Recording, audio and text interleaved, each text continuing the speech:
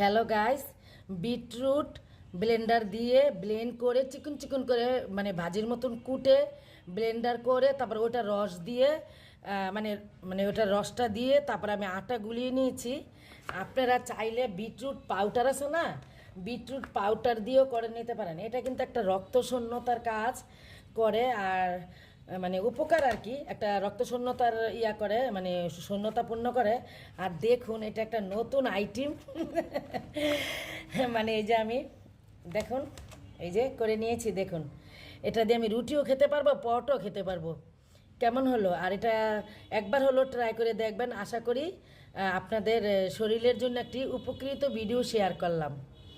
বলতে গেলে একটা নতুন আইডিয়া টিপস।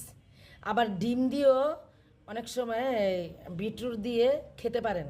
যারা কাঁচা মানে কাঁচা বিটরুট যারা খেতে পারেন না, মানে একটু গন্ধ আসে, এইভাবে আইটেম কয়েকটা আইটেম করে খেতে পারেন।